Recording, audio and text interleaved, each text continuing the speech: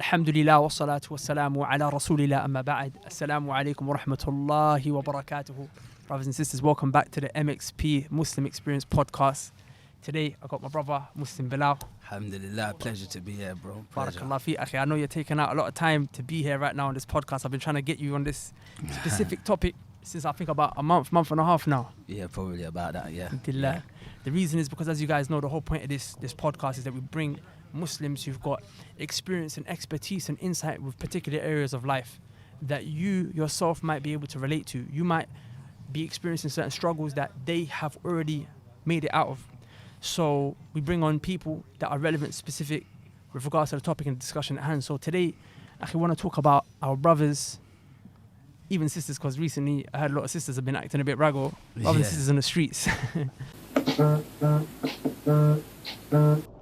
Assalamu alaikum, this is Da'o Man. I am so sorry to be interrupting the video. I promise I'm going to let you get right back to it, but I had to ask you a really important question. Now, the question is, are you a person who's trying to get firm on their deen? Because if you're watching my videos, it's most likely one or two situations. Either you're trying to get onto your deen, or you're on your deen, but you're trying to get, even a bit more solid onto the deen. If so, I have two quick advices, and I please urge you to take them because I've been doing this for a long time, and these advices, they work. Advice number one, make sure you're seeking knowledge. Without knowledge, you're not going to grow in terms of your deen. Number two, make sure you change the people around you, and if they're not righteous, and find righteous companionship. Now you might be thinking, that's long, where am I going to seek knowledge and where am I going to find righteous companionship from? Don't worry, with Allah's permission, I got the solution for you. 4 days, that's right. We've got an event. It's the biggest, most epic event that we ever put together. It's called KnowledgeCon. It's the second time we're doing it. It lasts for 4 days. And our ethos, our motto is KnowledgeCon. It is the place where you link up and you learn. That's right. You link up, you make friends, and you learn some very good Islamic knowledge. We have people from all walks of life coming last year. People from different backgrounds. Sisters who weren't firm on their deed. Brothers who were from the streets, they weren't firm on their deed. No one judged them. It was not a judgmental kind of vibe. Everyone made friends. They got on. Sisters in the sister section, brothers in the brother section. They learned and they made friends for life. And so many people, even I made friends with. So I'm hoping that you're going to take me up on this invitation to join us at KnowledgeCon. We've got people flying in from New York. We've got people flying in from all over the globe. People flying in from all over the UK. And you can even stay over in the masjid. Listen, get your tickets ASAP because these tickets are limited. And when they're gone, they are gone. Okay? So you've got a few days. And then we're live and kicking at KnowledgeCon 2019, the biggest, most epic event that we put together. Click the link below. And like I said, get your tickets before it's too late. Peace. And obviously it's a very serious issue, actually, because obviously in the last year we've seen knife crime reaching an all-time high in the UK. I mean, I don't know if it's still the case now, but I remember, I think about March, April time, they said the murder rate in the UK was higher than New York. Yeah, mad. So this is crazy. Like we're seeing, like, I remember back in the days, of course, there will be a possibility you could get stabbed or whatever have you. But really and truly, if you had a madness, more time it's just a little punch up around the corner. Yeah. Or at max you're gonna get rushed, which is still nothing light. But now, over a little thing here, you're just gonna get sliced. And I'm seeing that these kids, they're aiming for the neck, aiming for the chest. Like they're not even trying to just, slightly just hurt. Like I remember back in the day, one of my brothers, Jahiliya, alhamdulillah, he's practicing now, mashallah. But I remember he used to, these guys, they would like stab man in the bum, like from the angle of not trying to destroy him, but from the angle just cause him a bit of discomfort. Yeah. Still wrong. I'm not condoning it, but I'm saying it's wrong. It's evil. But the levels that now they're actually trying to kill people. And the size of the knives as well. It's mad. They call them like zombie killers. Yeah, I remember you was telling me last night. Mad. So not last night. Sorry, last time we was chilling. So this is obviously a serious issue. So we want you to share some insight onto this topic, Akhi. But first and foremost, I'd like you to speak a bit about yourself, who you are, where you came from, and why is it that you're in a position that, you understand where these brothers and these sisters might be, mainly brothers, and to be able to maybe give them some advice, why they should be listening to you right now. Yeah. Well, first and foremost, if we're talking about street life in general, like, we have to say, like, what is street life? What is the streets? Because there's two different types. There's some that's doing living the only way they know how to live. And they don't really recognize other options or know other options or other ways. This is all they know. Okay. And there's some that are trying to keep up. Like, they might know there's another way or another way, but they're just trying to keep up. So for myself, I don't understand that one of trying to keep up or trying to impress others. Okay. But because my life, how I grew up, it was what you could say street life, or what they would consider it as street life. You know, just the normal. It's council estates. It's rough upbringing. But when we say rough, first and foremost, when we look at a problem, because sometimes what we do is we see bad, and the first thing we do is we just think, we speak bad about it. Because we see something bad, so we speak bad about it, and you just automatically, you got a bad opinion, and you think bad of them, and you speak bad of them because you've seen some bad in them. Yeah. But we got to look at the root. Why are they bad? Are people just born bad as children? Or is something bring that badness out of you? So like when I tell my story, even on my conversion to Islam, I always start with like my childhood. We was broke, we had no money. My mum sending me to the shop without cash and giving me a note. Because what it is when you grow up on these estates, if we look at the root, most of the parents come from like Caribbean, Jamaica, places in Africa, Somalia, these different, like they're from different parts of the world, and they come here as a next generation, and they back home they didn't have much, so the first thing they see London as, it's a better place, we can give a better life. These parents come here for a better life, but they didn't have much back home. They probably walked on the streets with like slippers, or they even have trainers. So that's the parents. Then they have children here in the West, and they send us as children out in the West to school, where it's so different. The kids are wearing Nike. The kids have got nice trainers, nice clothes, but they're sending us to school with their mentality like, look, go and get an education because we can get a better life. If you get an education, we'll be good. But when the kids are getting to school, they're distracted. They ain't got the same mentality as the parents, because they're thinking, hold on, mum, when I'm in school, I'm seeing these kids with nice trainers and nice clothes. Mum, can you give me money for that? Mum's thinking, listen, we ain't got money for that. We're poor. Immigrants. Yeah, they're immigrants. We come from poor background. We ain't got money for all of that. Like, we're on social services giving us money. So let's go out and get education so you can get a better job. A lot of them, this is how the street council estate life is. So a lot of them are broke, and this is where it stems. Not being able to have what everyone else has got in your class, or what everyone else has got, that you can see there's other people in the world that live better. That's the root of it. And it's like going to like a shop, like a food shop. I saw this the other day, 2 kids, like one was like a Chinese kind of looking kid, looked all right, but his friend looked like a black Caribbean boy. And they walked into the food shop, and you could tell that the black kid's following his friend in there, and the Chinese looking kid is ordering food, and the black guy's like, what are you getting? Like, what you having? He goes, I'm just gonna get this, just gonna get that, and he's got like his £5 note, and he buys it. And you think to yourself, is he not buying food because he's already eaten, or he's not hungry, or is it because he just ain't got the money? He just ain't got the money. And a lot of people, they go through this, the mum's not giving them £5 a day. The mum's struggling to put £5 electricity on. So when they're going into that shop and everyone's buying chicken wings and you ain't got that pound, you have to pretend, I ate already, you know. You're pretending. You're getting this feeling inside. It's like a sadness which turns into anger. So when you see an opportunity, like, well, there's someone mobile phone, I can steal it. And this is how it starts. I can steal it and I can sell it, and then I might have £40 in my pocket. So I can buy food and I can buy things. This is the beginning. And that escalates. That turns bigger and bigger, because once you start having that street mentality of, no one ain't gonna give it to me, I need to go out and get it myself. You ain't got no role models on these council estates. There's no parents with great jobs, and there's no role models. So they just got this street mentality of, I gotta get it myself. So they start stealing, start robbing. And then that creates another problem, because once you start doing that, you're almost in the street life, where if you rob someone, they might want to get you back. Consequences. So now you're thinking, I done him something, I done him something. I got to be on my 1s and 2s. If they come around and catch me, then you start fighting, and then the fight's turn. But I come from that upbringing, so I understand the not having much and wanting more. Like, I just want more, I want better, because we think that the more we have, you get a better life. So where I grew up, council estate, South London, Lambeth, my mum's still down there, Brixton, Gypsy Hill. It was that. We ain't got much. We're not bad people, but we ain't got much, and we want things. Mm. We just want things. We want to not go outside and people laugh at our clothes. So you do whatever you can do to make it.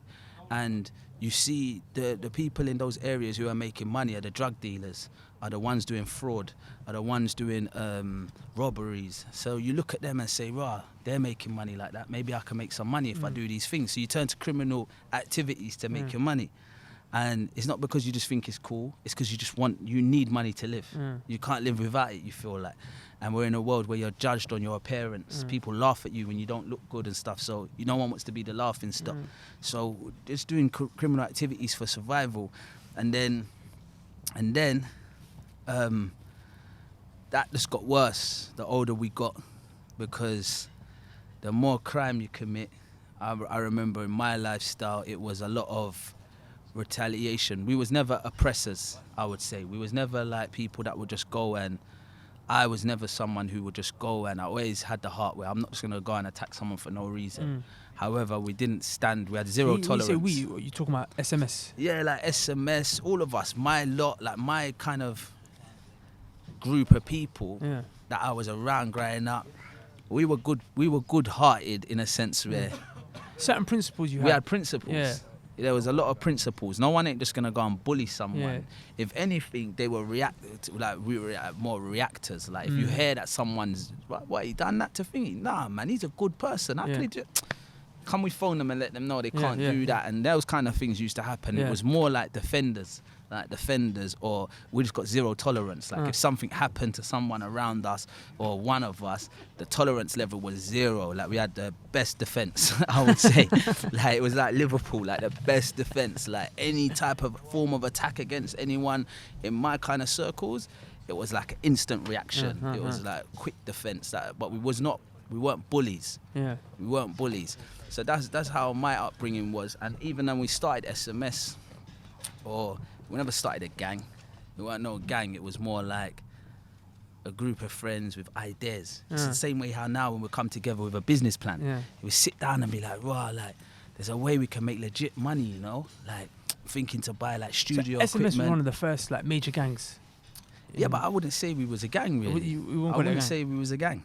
Like so inside out, yeah. Outside in, that's a gang. Yeah. Inside out, we weren't. I don't think we was a gang. I say that was a music organisation. Okay. And a group of childhood friends that just was all together. But when you look at the individuals and the people surrounding it, it just looks like a very intimidating gang. Yeah. But from if you speak to the core members, they'll say, no, we ain't a gang. Like we're just trying to do something good with our lives. Okay. Like, but yeah, there's just a lot of things. There's just zero tolerance. So if things happen, you just knew, like, okay, they're a serious group of people, though. Like, don't really mess with them. But the focus was to make money. Okay. The focus was always to make money. Just to do something with your life. Do something with your life and to make money. And the only thing they knew is music.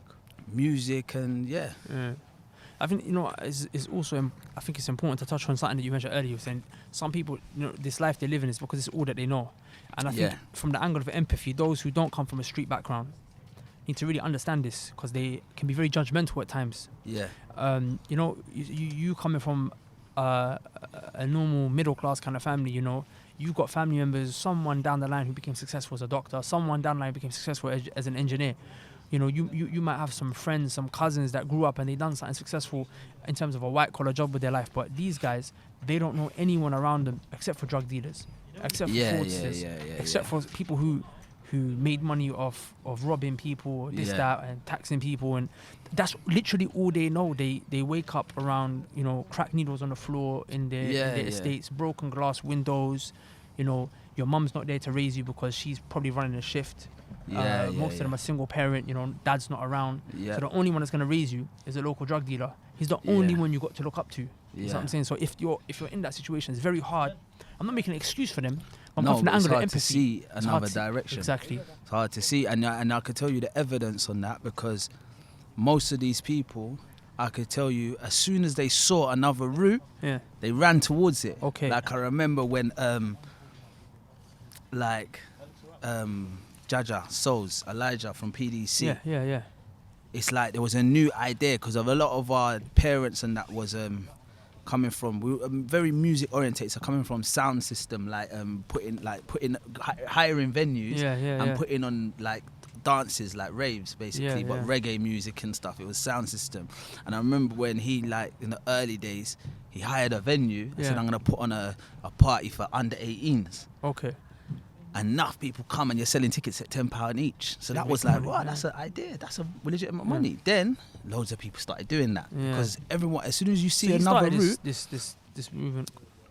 That was the events, like he was putting on the. That's the what I mean. Like, raves. as in we saw, like, I mean, I don't know what it's like now, but when I was growing up, it was something that a lot of people were trying to do as a business idea. Yeah, I don't know if he started it. There was a few, but from the guys in the hood, that was one of the first people we knew. Him and a couple others, Siege, like a couple others. They were putting on Kids Cartel, Ghetto Fever. So they were like the under 18 raves, and they're earning money from it. And then other people started following suit as well, saying, "Yeah, let me put on." And you got guys around me, like 15, 16 years old.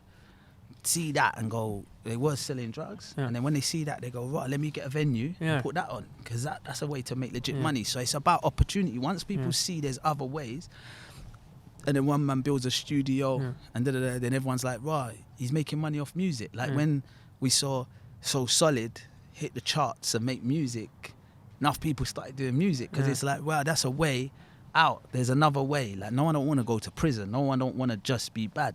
So everyone was looking for other opportunities and other ways. And the truth is, in them estates, in those kind of areas, you ain't got the best role models. You ain't got the best people teaching you another way and teaching you better. And another thing is, you also get this mentality when you come from there that you can't articulate yourself proper. You don't feel like you've got the best, so you don't have the best self-esteem and confidence to go over the bridge into central London and get a job.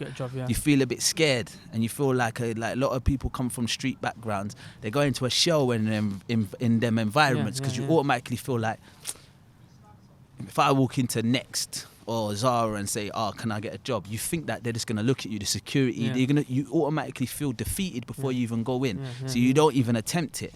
And you just think, I'll just stick to what I know. I stick to what I know, because a lot of the drug dealers are on a small scale. None of them are smoking weed, so if they're selling weed, that was the beginning. The most of them, they're not even making loads of money from it. It's just enough to get by and to buy food and to smoke and to support their bad little habit. So yeah, I think a major issue was like poverty. So I used to say, like, if they solve poverty, they solve crime. So let me ask you a question. You know, it's interesting because you said these guys, the moment they found another opportunity, they took it, right? So obviously that was your generation. Would you say that's the same now? The reason I'm asking now is because you don't want it, because like when I see this drill music thing, for example, they're making music. Of course, it's haram. For them, it's a legal way out to do something, but it's like the music and the violence is like no, we got a new thing now. So this is different now. So you see, in my time growing up, like if my name was known, everyone knows me. Think about it. Everyone knows me in South. There's no way of people knowing me unless I've actually done things to be known about, because there's no way of spreading that news. So when everyone's seeing me and saying, right, there's man, it's because I've actually had to physically be known. But now it was like there was no, and if you didn't do things, no one would know you. And it was like, now you're not exposed to as much. You wasn't exposed to as much, and what's happening now is we're in an era of exposure, I would say, because social media alone has made many people famous. Like, we've got more celebrities now. We never had that much celebrities when I was growing up. So a celebrity was like Will Smith, Fresh Prince of Bel-Air. He's all the way in America. He's far away. I was thinking just the other day, the thought of bumping into someone famous was like, I'm not going to bump into someone famous. You're not going to bump into someone famous. Every weekend. It started to change now. In the last decade, it's changed because we brought out like Channel U, where you could see a local boy from North London rapping on TV. Before that wasn't happening. And then now we brought out the social media with like Instagram and Instagram videos and stuff like that, where everyone can promote themselves and show their life. And what happens is the dangers of that, we don't even realize how real them dangers are, because now you're seeing, there's guys in North, East, South, West living like that. Look how much money he's got. Look how much jewelry he's got. Look at his chain. Look at his watch. This ain't no joke. Like, this is like, you can look at a man from West London, he's from an estate like me, like, and he's got on a Cuban link diamond out chain and a Cuban and a Cuban link bracelet matching. That's gonna cost him about 60 grand, £60,000. Then he's got on a watch full of diamonds. That's gonna cost him about 40 grand, depending on what the make of the watch is. So we're talking about £100,000 worth of jewelry. Then he's driving in a decent car, whatever it is, a little Range, whatever. So you're moving, and then your coat. He's got on a Gucci puffer coat that's worth £2.5 grand, £2 grand, and then you got on trainers from Chanel or Fendi worth £600, £700. You're walking around worth like over 200 grand. Just walking, that's 200. So, and you're only 22, 23. SubhanAllah. So imagine now you're on another estate in Hackney or in South, and you ain't even got £10 to put your electric on, and you ain't even got like the freshest trainers, and you're sitting down watching that. You're watching that. You're thinking, nah, I'm fed up. I'm going outside and I'm gonna make it happen because look at what he's got. He's just like me. How comes he's got all of that? And you also, it's relationships. We can't forget relationships, females and males, because the women, they're all putting love heart eyes under him. Oh my gosh, I love him, I love him, I love him. He's amazing, he's amazing, he's amazing. What, do you think he's so amazing just because of what he looks like and the way he speaks? No, it's what he's got on. It's his whole profile and persona, which has changed because of the watch, because of the chain, because of the clothes. He actually feels more confident. So his profile is more confident. He talks more like, yeah, you know, like putting his hand up because he's got the tattoo there and the watch there. And everything's changed. And that's why the girls are looking at him going, oh my God, he's amazing. He's amazing. But then this guy is sitting here with nothing and he's looking at the girl thinking, so what, you like that? That's what you want? What, I'm gonna rob him anyway, or I'm gonna go out and rob someone and get my own. You hear it? This is it. It inspires, because what it is it's deeper. It's insecurities. A man feels insecure, feels like he ain't got the confidence. He ain't got nothing. I remember a young boy, 18 something, he's talking about girls to me. I said, bro, you're ready to get married anyway. You're 18. He goes, I can't get married, bruv. Girls my age don't want a guy like me. I said, why? He goes, bruv, I don't even drive, bruv. Girls want guys that drive, man. You need to be whipping like and all that. Like, what am I gonna do for a girl? They don't even look at me. Like, so you can tell he ain't got no confidence. He ain't got the confidence because he's thinking there's guys in his area that are 18, 19 that are doing badness, and they're all driving cars, tinted, and the girls prefer them. So this is another thing, is that attention. You feel like you are less of a man if you don't have things, if you can't provide things. That's why a lot of men lie and they put on a persona and they fake it before they even make it to act like they've got what they ain't got. So there's a lot of danger. So I feel like now what's changed is a lot of it is to do with the show. Okay. It's a lot to do with the show. So you need to have things now. It's not just walking up the road from your house. It's the show on social media. You need to be able to keep up with what everyone else is doing. And that's why the badness now is not as, I would say, I don't know if it's as authentic as in like it's as genuine or deeply driven. It's more like, look, if they can say, look, people film crime now. People film crime before, like 20 years ago, were running away from cameras. No one don't even want to be seen. Now, they're filming it. They want it to be seen because it's about letting the people know what happened. But like, this is what I don't understand about this generation, because they do that and they get arrested. Like, as in now more than ever, we're seeing these guys like literally. How many stories I heard of a guy, he done something, he put it online intentionally. Him and his whole boys got bagged the next day. But that shows how important it is to show people what you're doing, because you're prepared to risk your whole freedom knowing this is going to make it all a risk, but you're like, do you know what, it's worth the risk because I need people to see, I need people to know what I'm doing. And that is mad. We're in a need of people seeing and knowing and giving approval of our behavior and our actions, and that's what's making it worse and worse. Now something might happen to someone and everyone online the gossip pages will all talk about what happened to that person. Before, it's just like if you're in that circle, you might know, that's it. Now you got to go through reading 175 comments about what happened to, and people, we're in a time where we actually laugh at other people's expense. We're entertained by people's downfalls and losses. So you see a boy, thingy got robbed the other day, and they post it online, and everyone's reading it. We're so interested. We're laughing at the person that got robbed. We're retweeting it. We're all got an opinion, and we're entertained by his downfall. Now that we're contributing to making him feel like, well, I'm gonna get revenge. Then I need to do something, because if everyone's talking about me, I need to now do something so they can say, oh, look what he came back and done. Okay. You know what I mean? And that's what's making it worse, where he's not left alone to just make it like, do you know what, I'll accept that loss. You've got to think about the consequences of now all the people, the commentators, the spectators online. And that's making it worse and worse and worse. People are living up to social media, and that's making it harder. Making it a lot harder. So, you know what? So, what you're saying is, in essence, this is just about pleasing the people.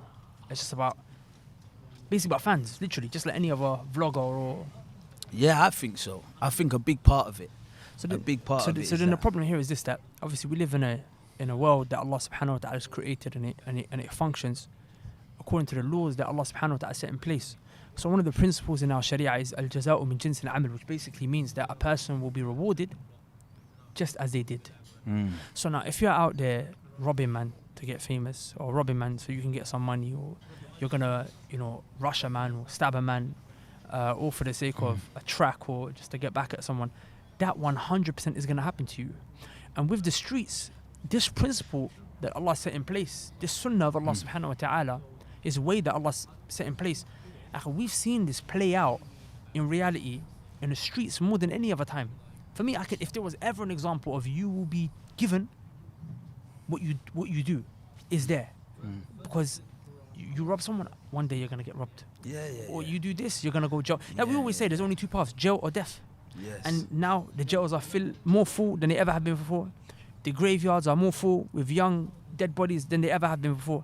So why are these guys like I understand what you're saying, that he's saying this is how real I am, that I'm willing to sacrifice my freedom for it. But then when your freedom goes, what are you gonna do with that reputation that you built? Another thing is reputation, and it's like strength. I'm gonna test the youngsters with this one. It's like strength, because see where I grew up. I grew up in a time of robbery was big in my era. So a lot of the youth were robbing banks from like 13, hat low, running in a Abbey National, over the counter, doing a robbery. Going to this bank, Woolwich, these are Woolwich, Abbey National, which is Santander and all that, Barclays. But they're running in banks, sticking it up, like raise down money, like the movies, robbing the banks. You watch Crime Watch. We used to watch Crime Watch every week to see, let's see if we see the man on Crime Watch this week with the low hats. And it was a time of robbing banks. Now, we're like a crew in our area. Now, enough men are doing it. And I could see, when they got to go on a robbery, say, well, they say, well, we're out there. Well, we're out there today. Who's out there with man? And certain people, I know in your heart, you don't want to go out there. Come on, that's like, you don't want to do that. But they'll be like, yeah, you coming? Yeah, I'm coming. You don't want to go. Where's your strength? See me, I'm never scared to talk my truth. I say, nah, not for me. Not for me. I'll go in there, my belly will start bubbling up. I'll start thinking, nah, what's going on now? I need to go toilet. I can't handle it. I need to go. I weren't in it. Never went. And you know what happened with me? People respected me for like just being true to myself. Being authentic, yeah. And what people don't understand is you can just be true to yourself. Yeah. So enough man were going, yeah, I'm coming. One time. Just so they don't look moist. One time, I remember enough of us went to go have a madness with some guys, like a fight. And I'm saying, yeah, but when you check it, why are we going to it don't even make sense. Like, they're not on it like that. Yeah. So I'm going home. I was like, what are you doing? I said, I'm going home, bruv. You lot can go fight if you want. I'm going home. In this one situation. It's not many men will have the strength to say that. Yeah. Because they feel like, I'm the idiot for going home. I'm going home. What you think? You lot can tell me to come and do something I don't want to do. That's dead. That fight there is a dead fight. I'm going home. So I head home.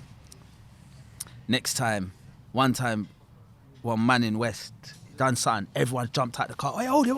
It's gonna. And I said, right, stop, leave him. He said, right, you're always on this piece. I said, leave him. I said, mate, go, just walk off, because you're about to. Right. Everyone, we got back in the car and said, you see you know. I said, you see me? All right, cool. We're like Soho Square. There's no referee, you know. We're just gonna mash him up. Like, we're gonna mash him up. He might even dead because the man looked drunk. You know them man, you just hit them the wrong time in their head, they're dead. All right, cool. 3 weeks later, Soho Square, we're all in the dock because there's all these cameras and we're all talking about our stories and like, what's our alibi and da-da-da-da. Nah, not me. And then one of them said to me, you know what? That's why I love rolling with you, you know, because you think. And sometimes, and you'll be respected for that. But what it is today now, sorry, I'm going to give one more scenario. Some youths come around the way once, or we was in their area, and they're looking at man, proper rude. The way they're looking, they're meant to say, yeah, but I just thought, you know what? I just smiled at them. Back in the day. This is yeah. I'm saying, what, this is you lot's area. Cool, man. Oh wait, are we allowed? Because I know you lot are the bosses around here. Are we allowed? And they go, no, it's cool. I'm all right to take that one. I'm not gonna say, well, why are you looking at me like that? Because I know. Once I say that, then they say we can. I'm not into unnecessary problems. So I don't mind going home thinking, yeah, man, he knew he couldn't. Well, that's nothing to me. That is so light. We've got big problems we're dealing with. That's nothing. So, but what the problem is now, a guy don't want to take no L's. So he thinks like, if I say no, when I get that call, everyone's going to say, you're not on it. You ain't on it. You ain't serious.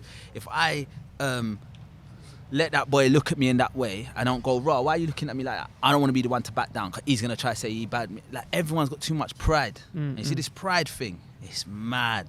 And that's another problem. It's the pride. Like, they think that, nah, man, I'm not having it. And sometimes you got to realise you're not an idiot for sometimes not like reacting. And this, I'm thinking like this before Islam, and when we come into Islam now, and you're seeing, so that's why it's worse for the Muslims, because when you come into Islam, you see, right, the one with the strength is the one who can control his anger. That's the one with the real strength. That's what. Then now, so if you're a Muslim and you're on that, you're weak. You can't control. You ain't got no real strength. You can't even wrestle with yourself. You can't even wrestle with yourself. You're weak. Any little thing you're thinking you want to jump up. You're weak. It's proper weak. It's weak-minded. And what people around you can't tell them no. I remember one boy got the phone call. Some guys tried it on us. Come quick. He's like, oh yeah, I'm coming. And then they're beating up the guy. The guy ends up dead. Like, what now? You're like, what? Like, who? Sometimes you got to think. Now they're all on a murder charge. Like, who's thinking first? It's not just like your friends. Come on, this is selfish. It's not only weak. It's selfish because your mum has come here to give you a better life. Alright, cool, you're bad, you can go out and do that. You're ruining your mum. Your mum can't sleep at night. Your mum can't sleep at night because she's scared for you. She's scared for her son. I said that in one of my poems. She's scared for the life of her son. Like, she's scared. Like, you're selfish. You're not thinking like your sister is worried about a brother. Do you know how much sisters message me and go, oh, can you speak to my brother? I'm really scared for him. We saw him do this, we saw him do that. It's proper selfish. And what really and truly,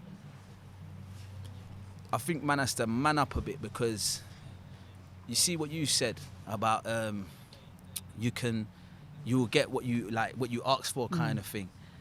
A lot of this street mentality is we're cheating each other. Like, yeah, I'm gonna rob him, get away with it, I got some money. You never got away with nothing. There's no barakah in that money. Yeah, we do this, we beat out that boy, we got away with it. Listen, anything you do that's not justified, you can trick the people, but you can't trick Allah. 100%. You're not badder than the Lord above the heavens. Like, you are not badder than Allah. Allah will embarrass you. 100%. He will embarrass you. So there's enough men that are going around like bullies, and they think they're bad. They think they're bad. Like, I had him up. He can't talk to me. That one can't talk to me. And they think they're bad. And listen, Allah will show you. That's what I'm saying, because like, if you don't see it in this life, and 99% of the time they're gonna see it in this life, the day of judgment, a person who comes with oppression, because we know if you deep it, this whole street life is just oppression. It's just about you oppressing other man, you robbing him, taking his girl, doing something to some other girl, whatever it is. It's all about oppression. And the Prophet sallallahu alaihi wasallam, Wallahi, the narrations he mentioned about oppression on the day judgment, he said the person who's going to be bankrupt on the day of judgment is the one who was harming people. Like, think to yourself, look, you're going to come with all these good deeds. Man prayed, fasted, this, that, and the other. But you swore at man, you backbited man, you done this, that, and the other. All that's going to be taken away from you because the currency on that day is good deeds. So if you harm the man, he's going to say, you need to pay me up. Because I suffered at your expense. But he's just taking them deeds. But the worst thing is, like, these guys, it's not even like they have many good deeds. And the kind of oppression they're doing, it's not even like he's just backbiting man. He's stabbing man, punching man, knocking man out, cracking his head open, butting him on top of his head, running into his house. So on the day of judgment, they're looking at something mad. Wallahi, they're like... Mad. And it's like... So they're not thinking about it. Like, they're not thinking about it. I'm talking about the Muslim ones now. He's Muslim. Like, he believes in Allah. He believes in the day of judgment. So he's got a knife. He's running up to a man. He's gonna stab him now. Like, what's running through his head? He doesn't think it's gonna come back to him. You see what it is? I think like the issue is like the solution. Like why? You see, it's like I always say that about sins as well. Like, I feel like the sins which affect other humans, I feel like they're like great. Like they're great. Like they're scary as in a sense where those humans can come on that day and take you. Allah can't forgive you. Allah can forgive you for your personal bad habits maybe, and like you can work on them. But when you're affecting other humans' lives, this is a whole different ballgame. It's not for Allah to forgive. Yeah, this is a whole different ballgame. This is not Allah's right. You took a right of a human. So now that human on the day is not going to want to forgive, man. He's not going to want to forgive you. So, for me, okay, for you now or for someone, like, if you do something bad to this guy, you might have had an argument with him in this space where we are now, and you might shout at him, and you leave here, you go home. Just because you shouted at him, you might, before you sleep, you might start feeling bad. On your drive home, you might start thinking, why did I shout at him? I feel bad. I shouldn't have shouted at him. Let me send him a text, or let me call him, or let me see if someone's got the brother's number so I can say, hey bro, forgive me, man. I shouted at you. Why is that? Do you know what that is? Iman. That's Iman. When someone's got Iman in their heart, they have a conscience. The heart is not black here. It has a conscience. It thinks about its actions, and it cares that, I can't go on living until I get forgiveness from this guy. I need this guy to forgive me because I've done some harm to him. And they know, those with Iman know that it's simple maths. I'll break it down simple because we're talking about youngsters. When I do good, good will come to me. When I do bad, bad's coming back to me. 100%. It's simple maths. 100%. So, look, I've done something bad today. Let me get forgiveness before the bad starts coming back 100%. To me. So we want to seek forgiveness. And that's Iman. And where does that come from? That comes from, I've studied this, I've read that, I've sat and listened to that. I've watched that video.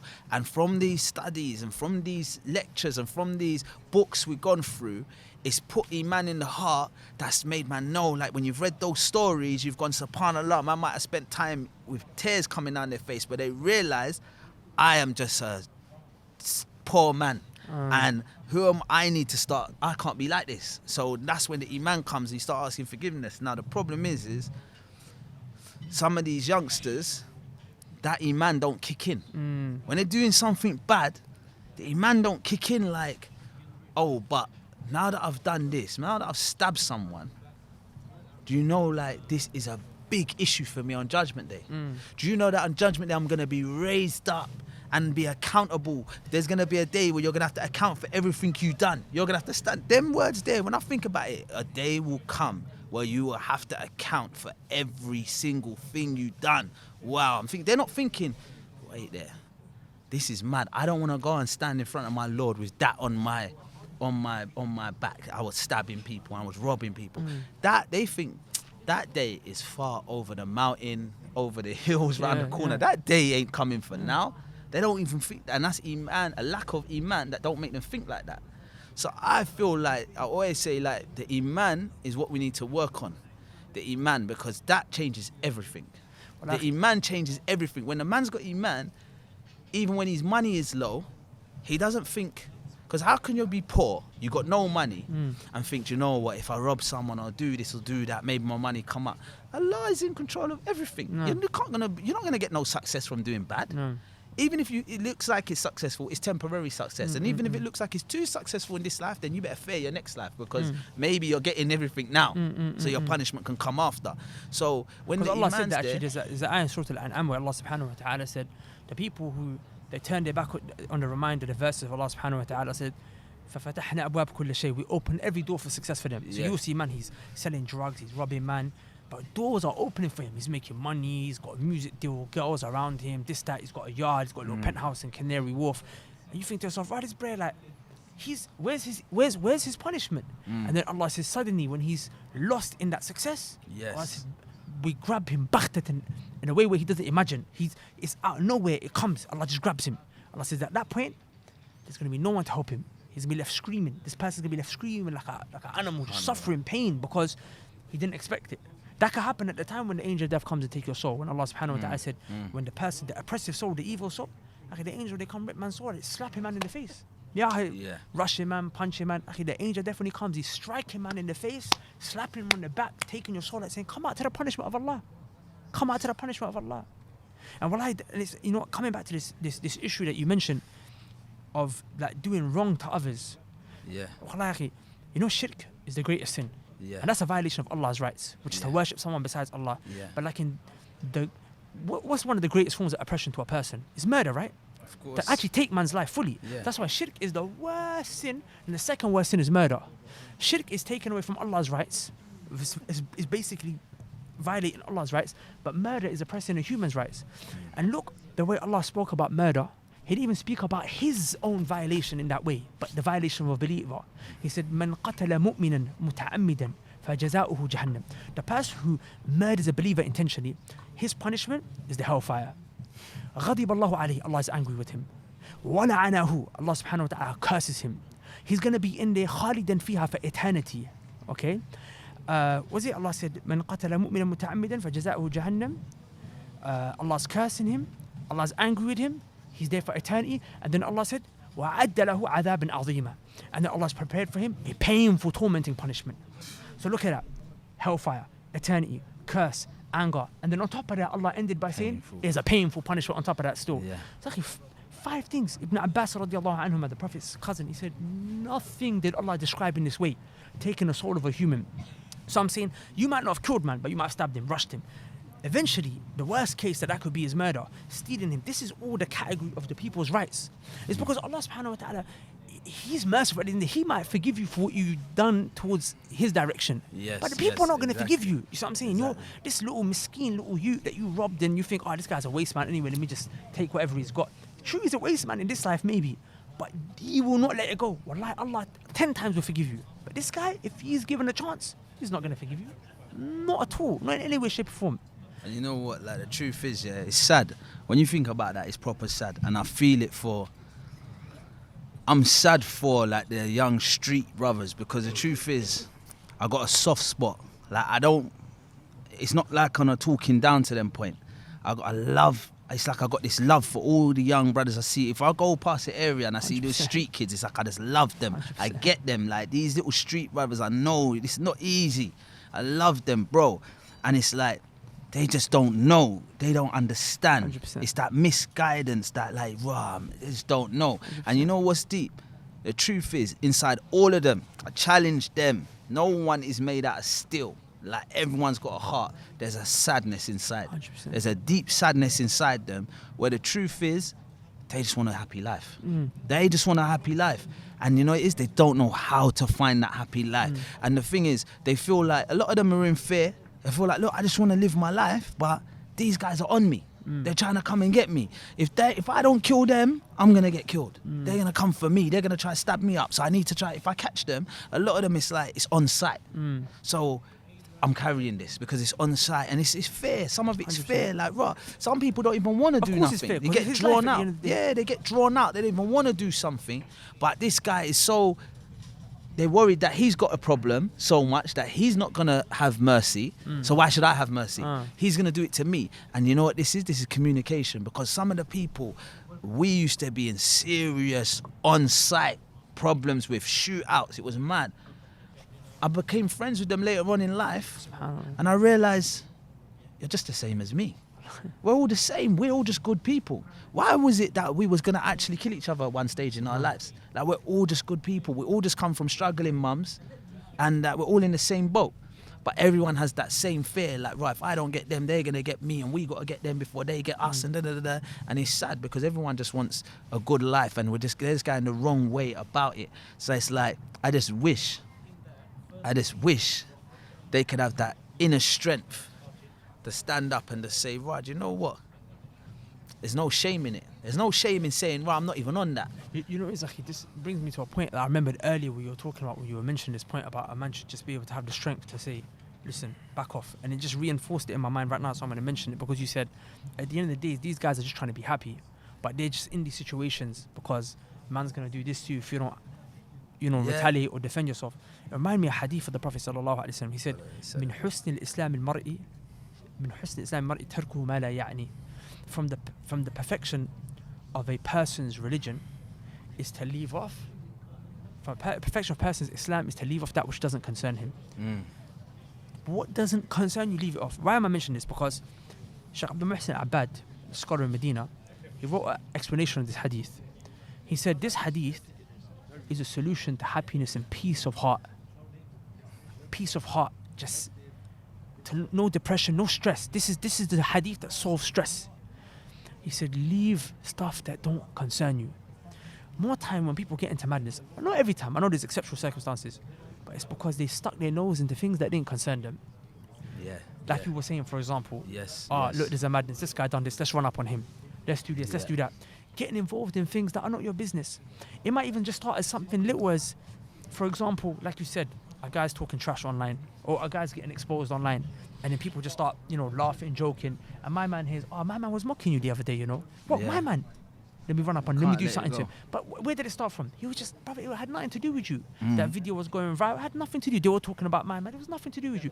If you found, well, and personally, me, because I know I got into so much trouble back in Jahiliyyah, which was a different kind of trouble, and even now, the trouble I get into now, which is not that kind of trouble, but it's always, my problem is always me, I'm getting involved in things, I've got nothing to do with with you. Yeah, and when yeah. you do, wallahi, the stress that comes your way, man, just focus on yourself. You will be happy. You'll have no stress in any way, shape or form.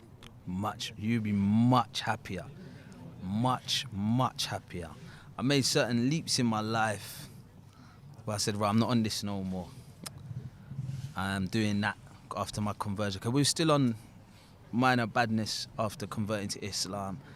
And I remember for the first year, like, you get talked about for a bit, like, he's not serious, he's not that, he's not this.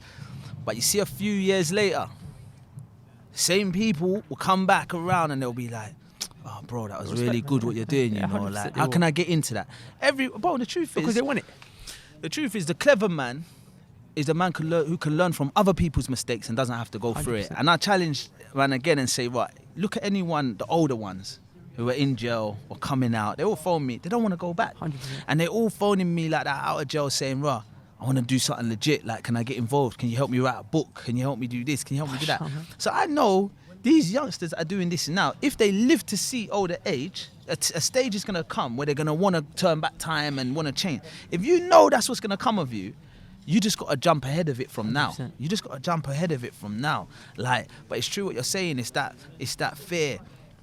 It's that fear of, and not only that fear, it's that lack of money, and that fear. Like, that lack of money is such a crucial thing. Of like, wow, there's hearing someone got robbed for like 50 grand, and they're like, what? Let's rob him as well. Then we can get that. It's like, you're not gonna succeed with that money. They don't understand. You're not gonna succeed. You will not. It will not get you anywhere. Like, it will run out. It will run out. It will run out, and eventually you will end up in jail. Or you will end up like, we got to stop chasing it, and we got to be content with what we got. And that, like, that revenge. I feel like there's two types of people. Something could happen to someone, and the first reaction they think of is, I need to seek revenge. Like, how can I get them back? Because you've been the victim of some sort of pain, you're just thinking, how can I get them back? That could be anything. Someone could have mocked you online. All right, what can I write back to mock them even more? Someone could have hurt you physically. All right, what can I do back to them? You're always thinking of revenge. Listen, I'm not on revenge. I'm putting that out there. I am not on revenge. I don't think revenge is cool. Revenge is not cool. You're cooler and you're stronger, and I respect you, and you're a man of more honor if you can just leave it. If you can just leave it, like, you know what? You done that to me, I forgive you. I forgive you. Like, you see, me personally, I forgive everyone.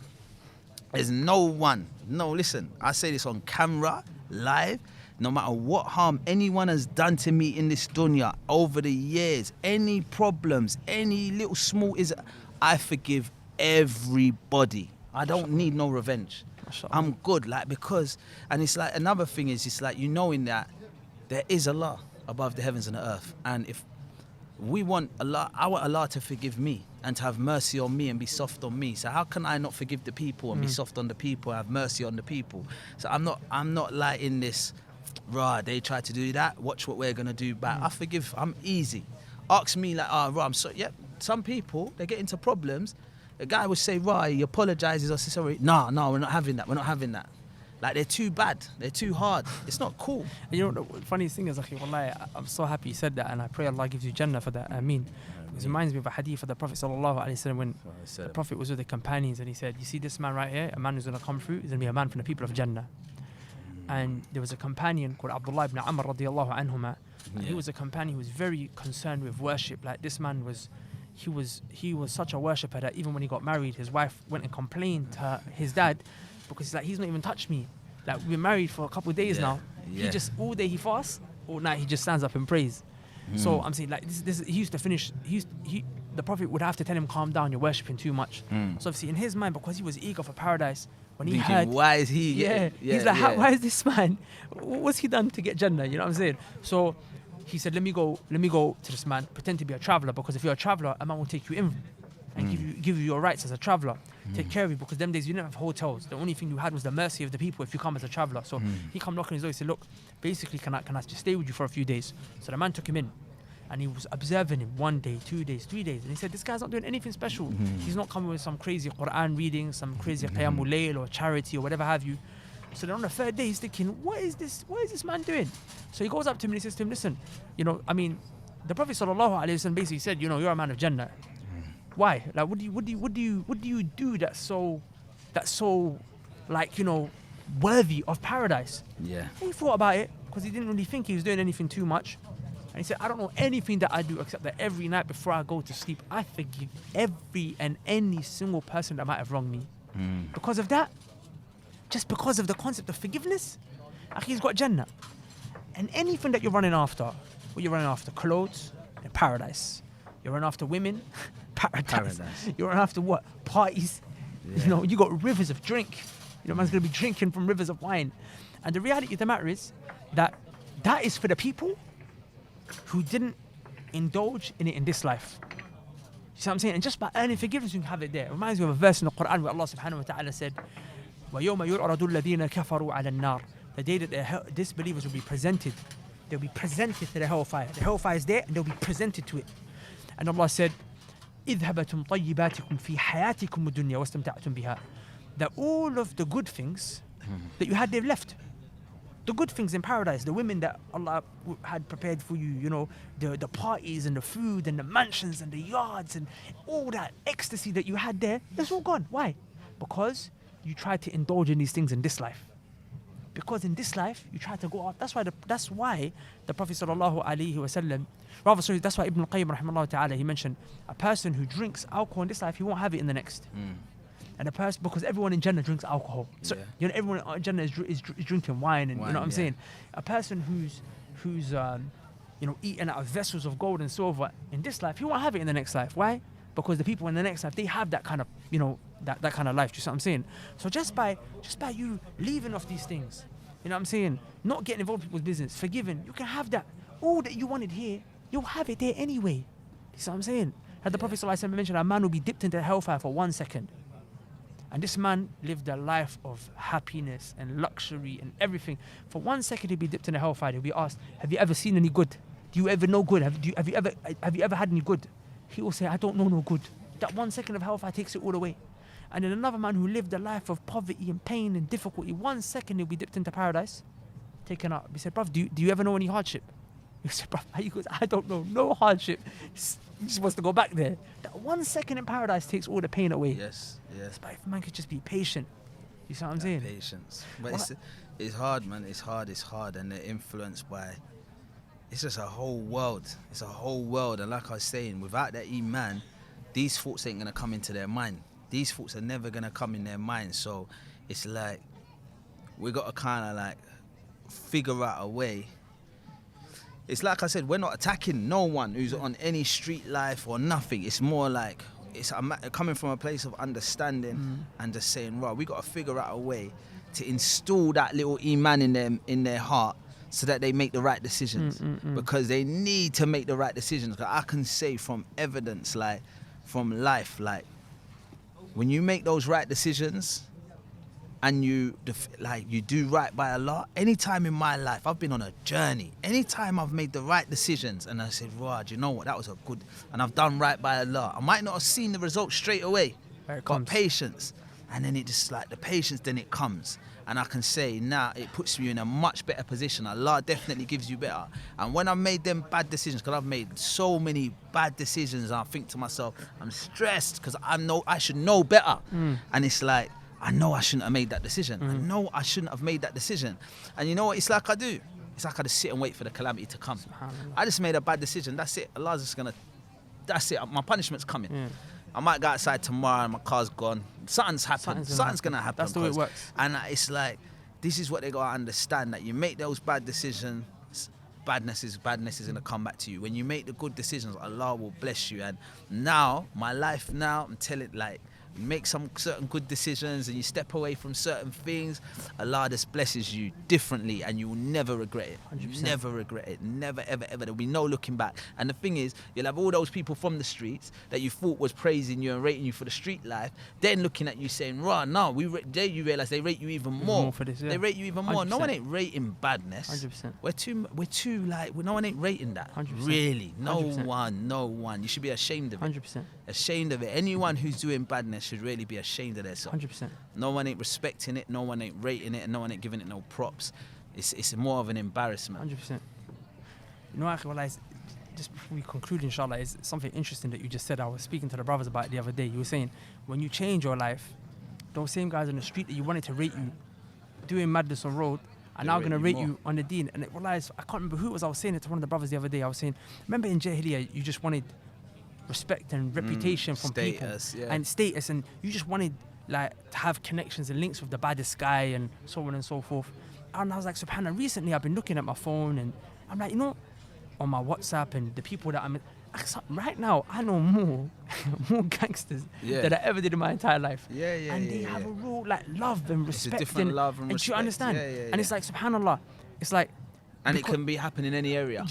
Any area, like man can go to any ends, and I just got love from these people.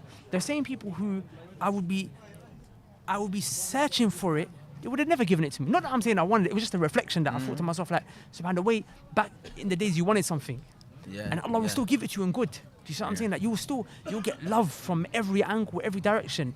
Not just for the man on road. Everyone, the people of knowledge, the people of khair, everyone's gonna show you love. Definitely. You can walk around in peace and everything. And so on and so forth. Just gotta make that right decision, man. Make the right decision. Well, there's one thing that I would have really wanted to discuss, because we've got to do the show now. Time is cutting in, but I think we have to maybe do another part 2 act, is the solution. I didn't think we went into like practical steps on how to basically, you know, get out of this I life. think the first thing I would say before we cut is, if we gotta like I started with, sometimes when we see bad, the first thing we do is speak bad of it. And we look at them bad. And that just makes me think, all right, cool, I'm just gonna keep doing what I'm doing, forget you. We've got to show care and affection. 100%. We've got to show care and affection and make them feel like, and you understand them, 100%. and make you feel like, listen, oh, you're on some badness, but I get it. Like, I get it. And sometimes they just need that love, care and affection. yeah. And then they can listen. It opens 100%. them up. Because when it's hatred and that, you go closed. 100%. So we got to open them up to that love, care and affection. And once they're open, we can start inviting them places. Because like, look, there was a period when I was sinning or doing certain things that I know are not pleasing to this, not within the boundaries of this religion. I felt like I didn't want to go to the mosque. I don't want to go to the mosque. Everyone saw me do that latest film, man. They're going to all cuss me when I go to the mosque. I don't even want to go in there. And you feel like so. But if I went there and they showed me love still, then you're open. And that's when 100%. when you're open to that love, then you feel like, the brothers love me still. 100%. And then when you go there, you're going to hear things that's going to help you make a better decision next time. 100%. So you get better. So it's about making them feel welcomed still, regardless of what badness they've done. 100%. You're welcome. You're welcome. No one ain't 100%. looking down on you. You're welcome. Come, come 100%. pray. And tell me, I don't want to come. These things, I'm on the road, man. I'm still shotting. I said, bro, just leave your thing at home and come. Yeah. That's cool, bro. You're still 100%. my brother. You think I don't love you? I love you. Like some people, it's like we hate sinners. We look at the sinners and we hate them, but really and truly, see me, I hate the sin, but I love you still. Yeah. I hate the sin, but I love you. And that's how I want it to be. 100%. Like, don't hate my sins, but you can't hate me. 100%. You got to love me. Allah will not, you can't go paradise unless you love your brother and work for your brother and work for 100%. yourself. 100%. So hate the sins, hate it, hate them, but love the brothers. Love So the brother, we wallahi. make them feel welcome. And once they feel comfortable to come in to these facilities, like to these surroundings, something they're going to hear is going to increase the iman, and when the 100%. iman's up, the decision making's better. 100%.